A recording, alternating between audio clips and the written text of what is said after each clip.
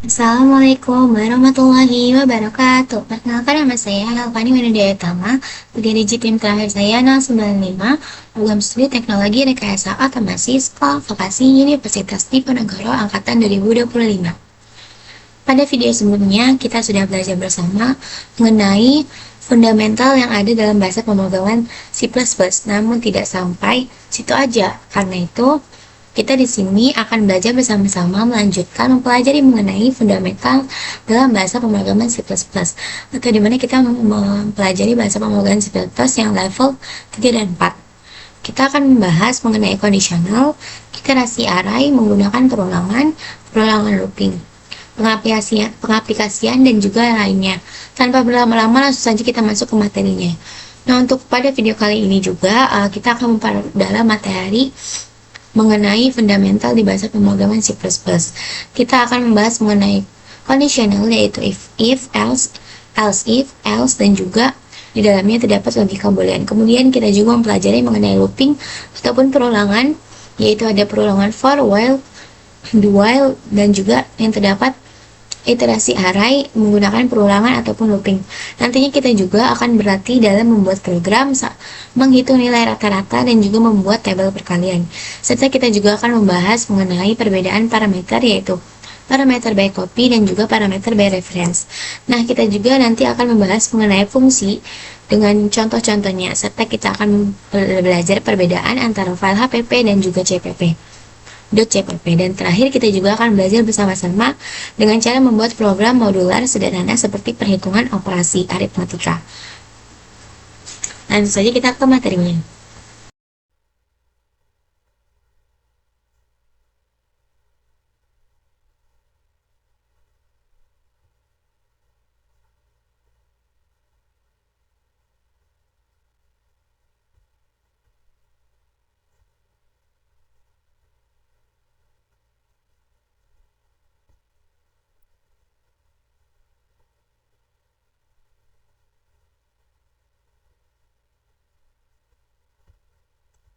Baik, di sini kita akan membahas mengenai bahasa pemrograman C++.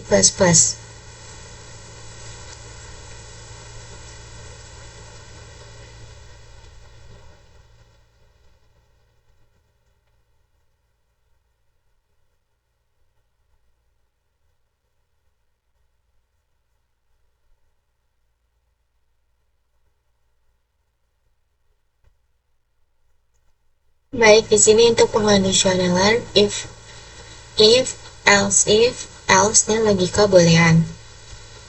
Nah, di mana percabangan di dalam bahasa pemrograman Python itu dengan formatnya if else. Sedangkan di bahasa pemrograman C++, jadi sintaksnya diganti menjadi else if, yang dimana percabangan mengarahkan alur program berdasarkan kondisi. Jadi mengarahkan alur program berdasarkan kondisi.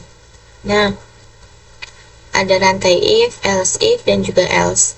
Mengevaluasi kondisi dari yang paling spesifik hingga default. Sementara tipe bool menyimpan hasil logika untuk dipakai ulang.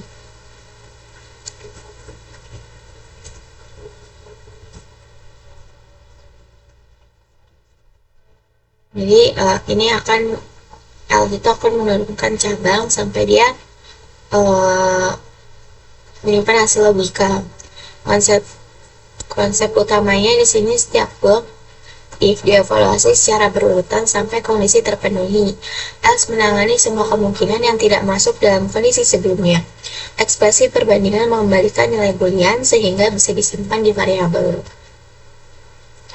Oke, lanjut. Di sini untuk contoh kodenya, if score lebih dari sama dengan 10, maka dia akan menghasilkan output dengan nilai sama dengan A. Sedangkan jika skor itu lebih dari sama dengan 75, maka akan menghasilkan output nilai B. Nah, sedangkan untuk nilai kurang dari sama dengan 60, makanya nilai akan menghasilkan output C. Sedangkan untuk kondisi terakhirnya akan setelah di bawah 60, maka akan menghasilkan output nilai D. Nah, untuk bool lulus itu skornya harus lebih dari sama dengan 60. Nah, jika nilainya itu 59 ke bawah, maka dia tidak akan lulus.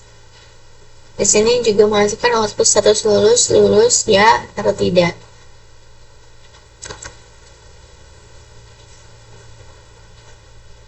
Program akan mengetahui nilai lulus itu true atau false dengan dia cara mengecek skornya.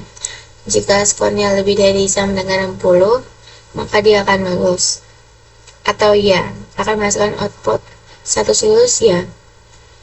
Jika nilainya itu 59 ke bawah, maka dia akan menghasilkan tidak. Jika tidak, maka dia akan masukkan tidak ke teman-teman.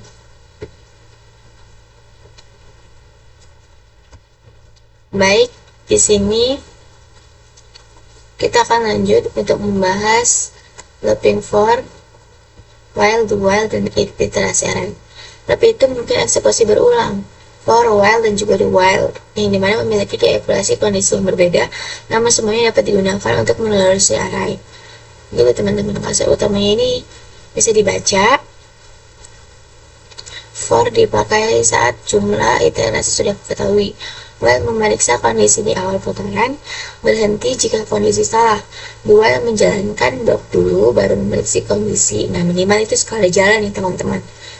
Untuk indeks array diakses konsisten dengan buka kurung ARR, buka kurung lurus I, buka kurung tutup kurung I, tutup kurung di setiap jenis loop. Di sini ada contoh kodenya untuk for loop, while loop, dan do while.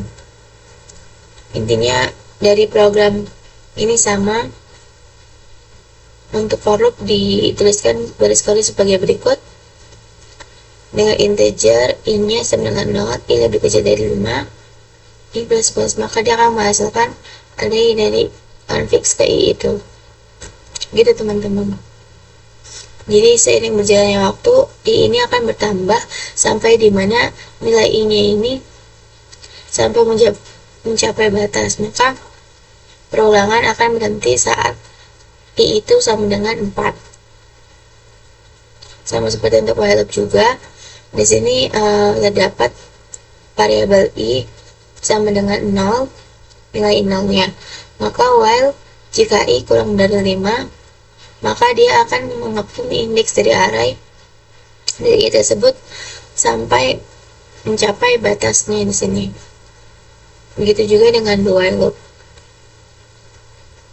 Do while loop juga sama. Di sini dengan variabel j sama dengan 0, maka program akan menghasilkan array dengan indeks j. Oke, selanjutnya latihan program rata-rata nilai dan tabel perkalian. Di sini menggunakan dua latihan utama mengenalkan perhitungan rata-rata menggunakan loop tunggal, pencetakan tabel perkalian menggunakan loop bersarang. Program rata-rata nilai input jumlah nilai terlebih dahulu, gunakan loop untuk membaca setiap nilai dan tambahkan ke total. Rata-rata dihitung dengan total top n. Oke, di sini ada contoh kodenya. Di sini kita menyimpan variabel n atau membuat variabel n. Jadi kita harus mengingat jumlah nilai atau variabel n-nya ini. Kita akan menggunakan loop untuk mengecek setiap nilai. Di sini rata-ratanya itu dihitung dengan rumus totalnya ini dibagi dengan angka yang kita inputkan. Karena ini adalah angka yang kita inputkan di sini. Di sini si A jumlah nilai. Program akan menerima nilai dari inputan user itu sendiri, yaitu bernama n dalam satu variabel yaitu bernama n. Nah, di sini juga ada total berarti pada tabel dengan nilai sama dengan 0 dan melakukan perulangan for dengan integer sama dengan i sama dengan 1, i kurang lebih sama dengan n dengan i ditambah plus. Dengan di sini kita tambahkan variabel X dengan tipe data double, program akan mencetak nilai kesekian sesuai dengan I, dan dia akan melakukan perulangan lagi, dan dia akan masukkan ke dalam variabel X, dan totalnya itu akan menghasilkan plus sama dengan X. Untuk output akhirnya di sini bagian rata-rata menggunakan rumus total per n. Jadi n ini adalah inputan dari user ya teman-teman. Misalkan di sini kita menyimpulkan nilainya ini 2, maka di sini akan menghasilkan nilai ke 1 sekian, misalkan A-nya 2. Nah, variabel ini akan dilangsungkan ke variabel X. Karena nilai itu ada 2, maka nilai kedua itu berapa? Dan akan dieksekusi oleh program itu sendiri.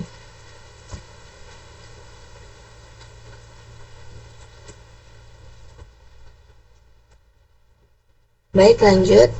Untuk tabel perkalian, dua loop bersarang menampilkan tabel NXN. Loop luar menentukan faktor utama dalam mengalikan dengan faktor kedua, T dipakai supaya kolom rapi. Jadi terdapat 4 baris dan juga 4 kolom ya teman-teman.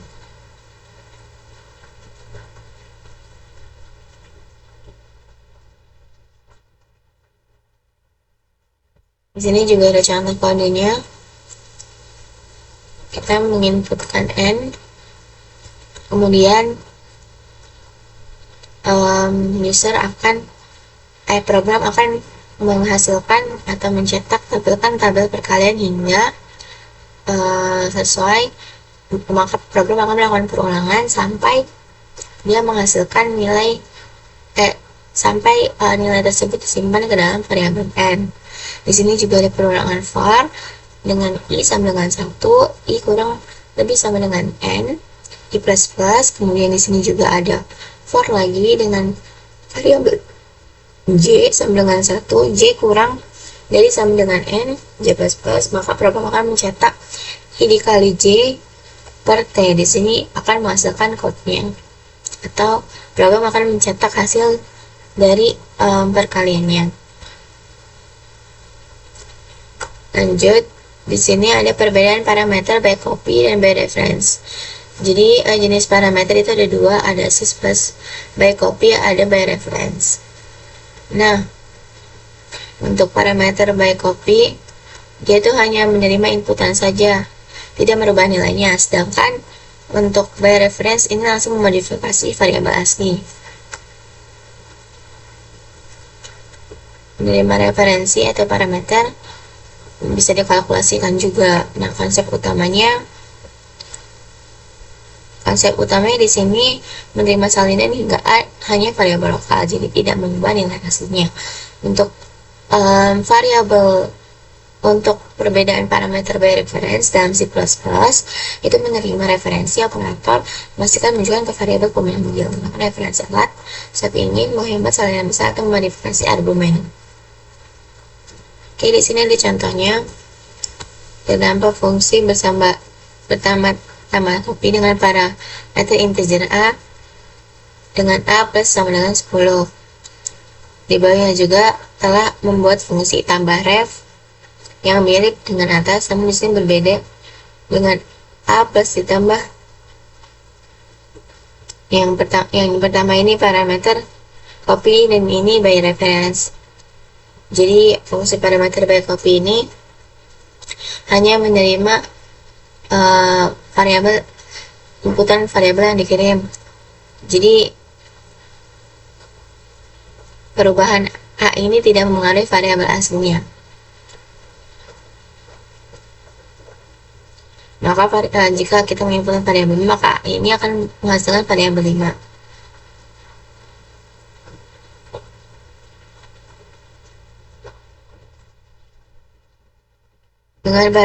Berbeda dengan parameter by reference, di mana dia menerima referensi dari variabel aslinya. Itu akan merubah parameter a ini langsung mengubah variabel aslinya yang ada di tambah ref ini, fungsi dalam tambah ref. Bisa nanti nilainya akan berubah total nih yang bagian A-nya. Jadi saya juga memiliki fungsi main-nya untuk tambah copy X tambah fungsi ini akan menghasilkan output setelah paste by copy, setelah paste by reference. Oke, di sini kita akan membahas mengenai prototype fungsi. Nah, prototype fungsi ini mendeklarasikan tanda tangan fungsi sebelum dipakai. Hal ini itu memisahkan deklarasi dari implementasi dan juga menjaga compiler mengetahui fungsi yang akan dipanggil. Nah, untuk konsep utamanya di sini prototype biasanya ditempatkan di bagian atas di header, yang biasanya di paling atas .hpp ya. Nah, implementasinya itu dapat berada di akhir file atau berkas terpisah. Jadi dia bisa dapat terbuat di file header atau file hpp. Nah, untuk pemanggilan fungsinya cukup menyertakan header, compiler sudah tahu bentuknya. Nah, ini juga ada contoh, ada prototype fungsi hpp atau file header.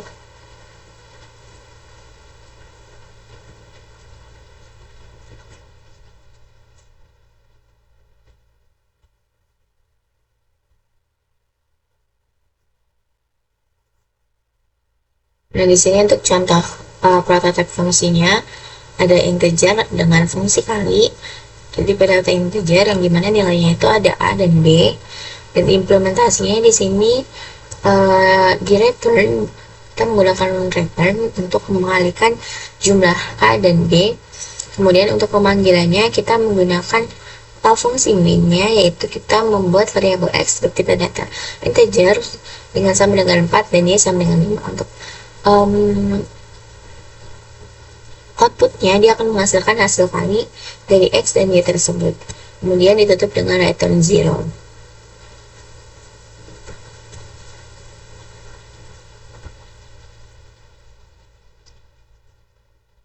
Lanjut, di sini header menyimpan deklarasi, sedangkan file implementasi membuat definisi. Nah, pemisahan ini tuh meningkatkan modularitas, mengurangi duplikasi, dan mempercepat kompilasi inline.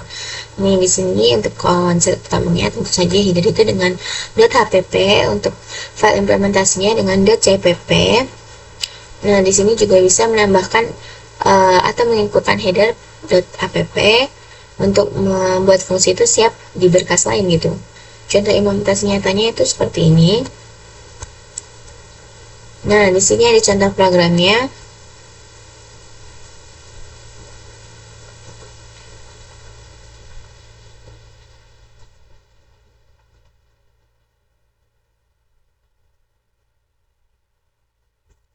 Nah, di sini untuk pemisahan berkas .hpp dan cpp.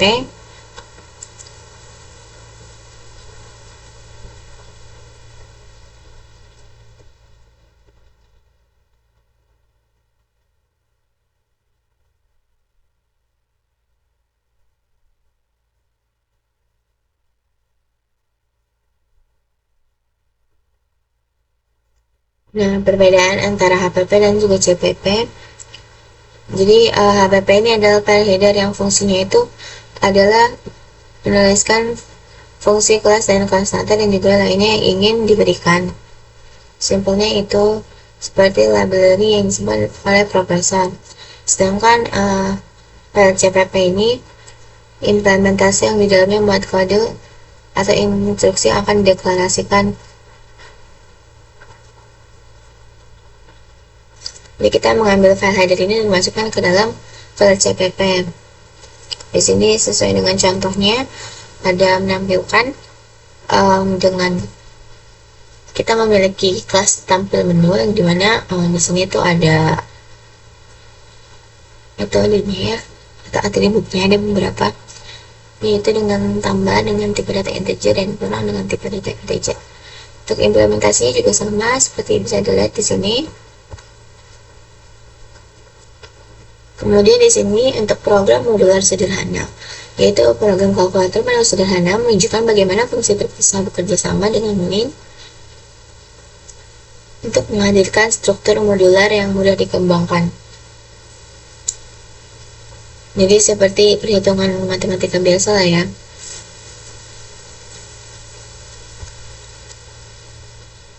Nah, di sini contoh untuk bagian pengkodeannya. Kalian bisa dilihat di sini ada fungsi main yang dimana dia bertipe data integer. Kemudian di sini juga menampilkan kelas tampil menu. Kemudian di sini kita pilih untuk A dan B-nya, maka program akan menghasilkan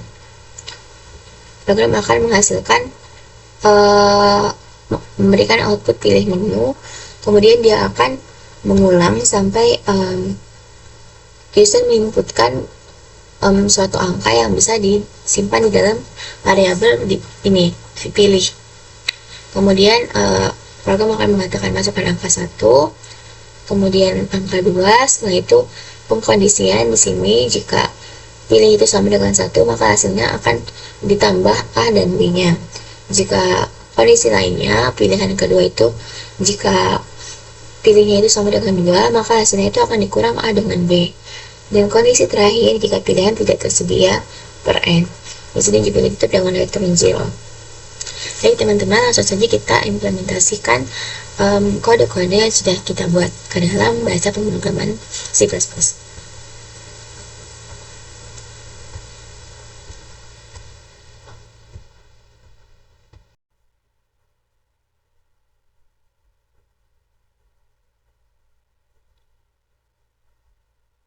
Oke, di sini untuk yang pertama mengenai kondisi. Di sini saya jelaskan. Sini akan menginputkan sebuah nilai yang akan diberikan ke variabel yang bernama skor. Kemudian di sini ada pengkondisionalnya. Jika if lebih dari 90 maka mendapatkan nilai A, jika lebih dari sama dengan 75 akan mendapatkan nilai B. Untuk kondisi lainnya, jika lebih sama dengan 60 maka akan mendapatkan nilai C. Dan untuk kondisi terakhir, jika kondisi tidak terpenuhi, nilai tidak sesuai dengan 60 ke atas atau 59 ke bawah, maka untuk minimumnya akan mendapatkan nilai D. Di sini juga terdapat logika boolean yang sudah saya katakan di sini. Jika lulus itu, syarat untuk lulusnya itu adalah skornya lebih dari 60, sama dengan 60. Untuk outputnya, di sini kita masukkan nilai yang pertama. Dia akan masukkan nilai yang pertama itu misalnya 90, maka status lulusnya akan ya, karena di sini 90 karena sudah memenuhi syarat lulusnya ya teman-teman. Selanjutnya kita harus menginputkan 89 di rentang di atas 75 dan juga kurang dari 90. Kita akan mendapatkan nilai B. Begitu seterusnya ya teman-teman. Yang terakhir, memasukkan nilai-nilai yang kurang dari 60, misal 59 ini tidak memenuhi pengkondisian di sini, maka dia akan mendapatkan atau menghasilkan eksekusi dari struktur bagian else yang nilai D. Dan untuk status lulusnya adalah tidak. Selesai ya teman-teman. Begitu untuk bagian conditionalan. Selanjutnya di sini untuk perulangannya itu loop for a while, di while loop. Di sini saya membuat array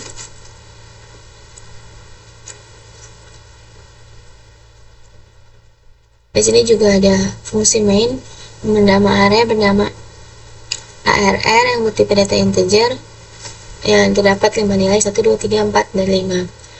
Terdapat 3 perulangan yang berbeda. Yang pertama, perulangan for. Untuk for loop di sini for dengan nilai i sama dengan 10, i kurang dari 5. Dan di sini untuk while juga sama, dengan i sama dengan 0, i kurang dari 5. Dan untuk while juga sama, untuk j sama dengan 0, intinya sama. Untuk outputnya di sini untuk for loopnya 1, 2, 3, 5, 4, 3, 4, 5. Dan di sini akan dicek untuk i lebih kecil daripada 5. Variabel i ini akan mengalami kenaikan nilai. Contoh analoginya seperti itu. Analoginya awal-awal i itu 0. Nah, karena setelah dicek dia ini kurang dari 5, maka dia akan melakukan perulangan sampai dia menghasilkan minimum angkanya, yaitu angka 5. Maka setelah syaratnya terpenuhi, maka program akan mencetak angka 1 ini.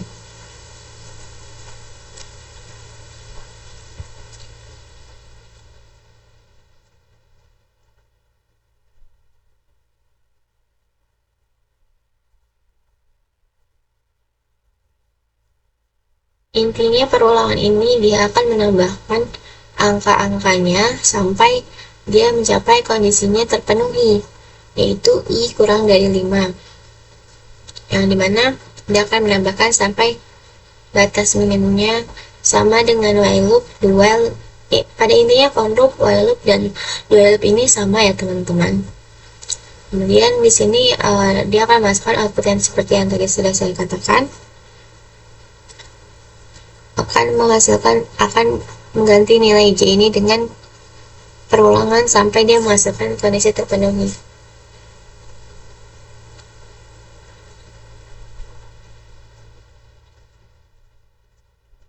Oke, selanjutnya di sini ada program untuk menghitung nilai rata-rata. Di sini diminta untuk menginputkan nilai. Kita akan menginputkan misal 4 nilai. Nilai pertama 20, nilai kedua 30, nilai kedua 5, nilai kelima 26. Otomatis di sini akan menghitung rata-ratanya dengan rumus yaitu total per n, atau program akan bertanya jumlah nilai yang akan ditampung di variabel n, kemudian membuat variabel total dengan tipe data double. Di sini ada perulangan for integer i sama dengan 1 kurangan lebih sama dengan n, kemudian dicek dalam x ini dan nilai ke-nya, kemudian akan disimpan dalam variabel x. Kemudian di sini itu rata-ratanya seperti yang tadi saya bilang, total per n. Kemudian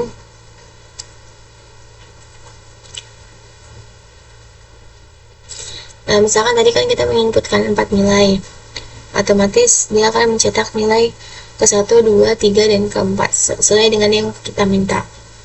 Nah, nilai yang kita sudah inputkan itu dia akan ditampung dalam variabel x. Dan di sini untuk variabel total yang awalnya 0 akan dijumlahkan sama dengan variabel x tadi. Yang terakhir di sini akan mencetak bagian rata-rata total n yang telah kita inputkan. Begitu teman-teman. Selanjutnya latihan tabel perkalian. Nah, di sini dengan fungsi mainnya bertipe data integer, program akan bertanya tampilkan tabel perkalian hingga berapa n-nya yang akan disimpan. N ini akan menyimpan inputan dari user. Contohnya kita akan membuat 5 baris, 5 tabel, 5 baris dan 5 kolom. Jadi akan memasukkan angka n sebagai inputnya.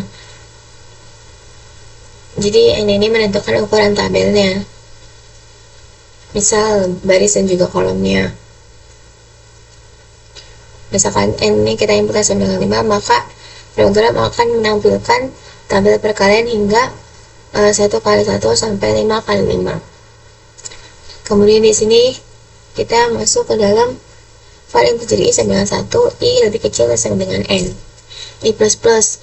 Nah, kemudian loop pertama ini mengatur baris tabel. Jadi baris tabel tuh yang dia yang mendatar.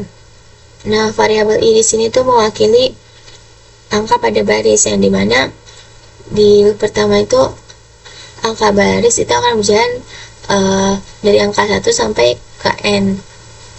Dan terdapat juga perulangan untuk for kedua, yang dimana loop kedua ini berfungsi sebagai untuk bagian kolomnya guys, yang bagian ke bawah. Loop kedua ini berada di dalam loop pertama ya teman-teman. Dikatakan di dalam loop bersarang loop karena ada loop di dalam loop gitu. Di sini kita menggunakan variabel j, yang dimana j ini adalah mewakili angka dari kolomnya.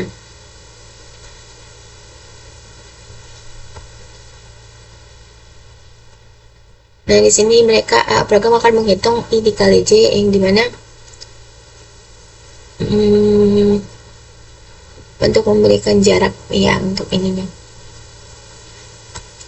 Kemudian ditutup dengan return 0. Jadi begitu teman-teman.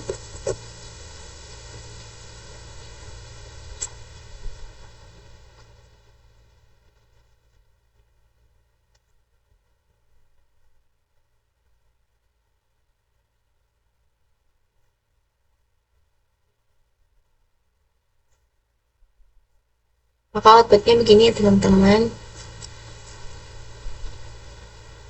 Dia akan berisi tabel-tabel.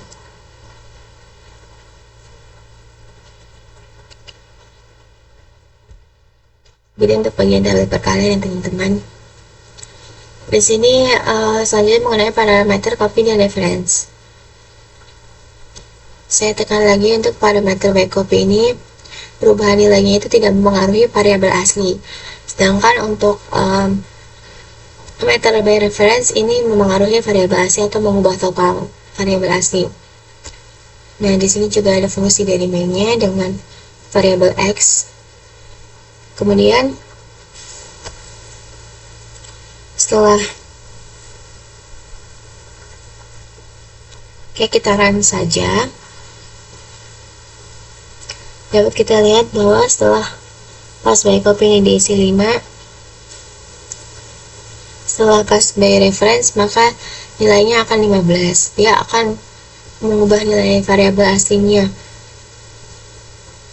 Untuk parameter by copy itu adalah nilai variabelnya itu dikirim dan juga disalin ke parameter fungsi, sedangkan parameter by reference itu adalah memori dari variabel by copy yang disimpan ke dalam fungsi. Untuk variabel aslinya, jika parameter by copy ini tidak mengaruhi perubahan ke dalam variabel aslinya, sedangkan untuk by reference akan mengalami perubahan ke variabel aslinya. Jadi kalau copy ini hanya butuh memproses data tapi tidak mengubahnya, sedangkan untuk by reference ini perlu waktu untuk memproses dan juga untuk mengubah nilai variabel aslinya. Analogi sederhananya itu, misalnya kita memiliki x sama dengan 5, di situ akan mulai persalinan, otomatis nilai a itu sama dengan 5.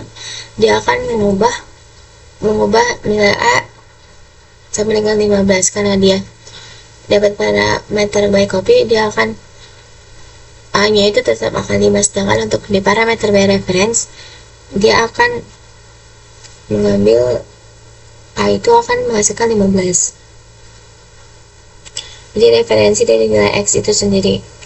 Kemudian kita akan mengubah nilai a, kita ubah menjadi 15, diubah menjadi 15. Begitu untuk varian parameter by copy atau by reference.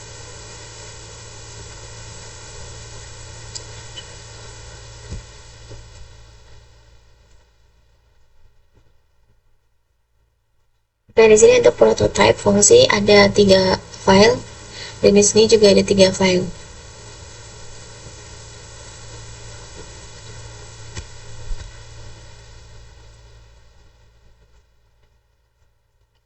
Untuk file yang pertama, untuk file cpp, di sini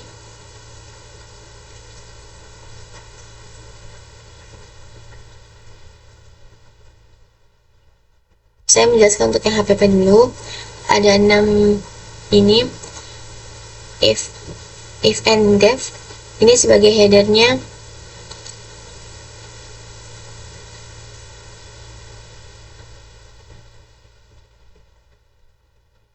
Kemudian di sini ada integer kali dengan nilai A dan B, dimana ini itu adalah prototype yang akan memberitahu pada compiler bahwa terdapat fungsi bernama kali dengan 2 parameter, yaitu integer A dan juga integer B.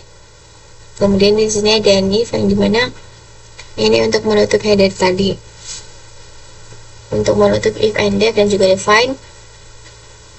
Dan di sini juga untuk menutup semuanya. Oke, lanjut.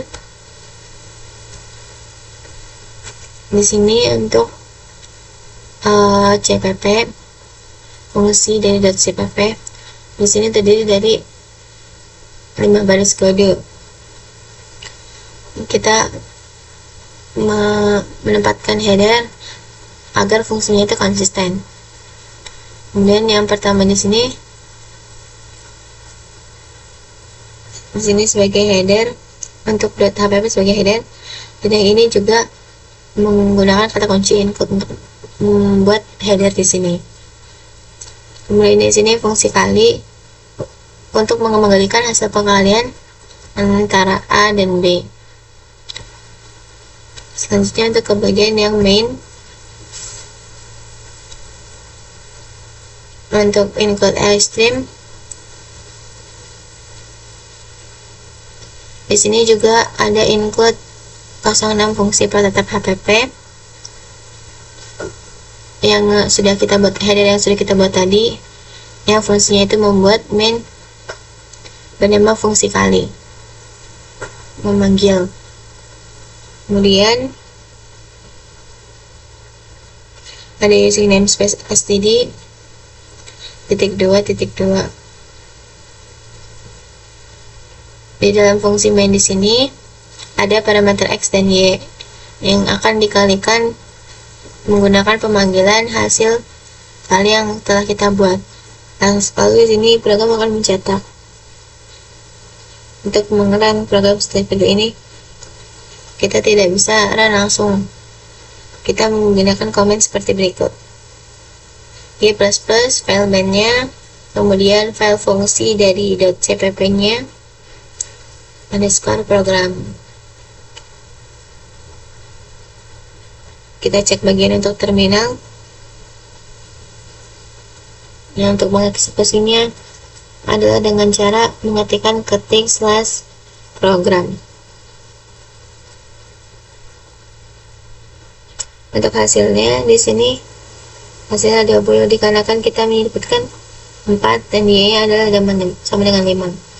Otomatis 4 dikali 5 adalah 20. Di sini 6 dan 7, maka di sini akan menghasilkan 42.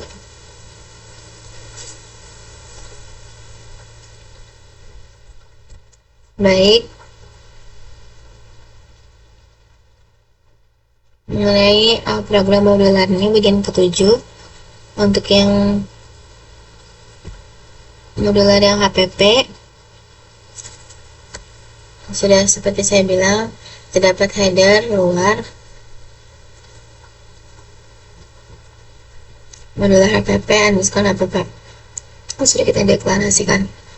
Di sini terdapat 3 prototype, ada tampil menu, tambah, dan juga kurang, dengan yang terbagi dengan file lain. Lalu untuk bagian CPP seperti biasa, untuk header ISM itu menggunakan cout. Di header modular juga kita inputkan supaya definisinya cocok dengan deklarasi yang telah ada. Kemudian using namespace std mencetak 3. Jadi untuk tampil menu, fungsi tampil menu di sini mencetak 3 tambah dan kurang, dan akan mengeksekusi aritmatika masing-masing. Di sini untuk main program modularnya itu Untuk baris kode pertama, using namespace std, menggunakan cout dan in. Kemudian di sini akan membuka akses moduler dengan pemanggilan input include nama file HPP tadi. Kemudian di sini ada fungsi yang kita panggil nama tampil menu. Di sini ada dua tampilan menu. Untuk menu yang pertama dan menu yang kedua, dan di sini juga terdapat pengondisian struktur, yang dimana pilihan dengan satu menghasilkan ditambah, sedangkan untuk pilih sum dengan 2 itu akan menghasilkan A dikurang B. Dan untuk kondisi lainnya jika kondisinya tidak terpenuhi. Di sini untuk outputnya di sini akan tambah kurang. Di sini akan menghasilkan hasil penjualan tambah. Misalkan yang pertama 20 dan 30, maka di sini akan menghasilkan hasil 50. Untuk bagian pengurangan kita masukkan juga untuk 50 dan 20 akan menghasilkan 30. Sudah sesuai dengan output yang sudah kita masukkan. Oke, mungkin sekian saja yang dapat kita pelajari pada video kali ini. Terima kasih sebelumnya. Sekian video yang dapat saya sampaikan, kurang dan lebihnya mohon maaf. Wassalamualaikum warahmatullahi wabarakatuh.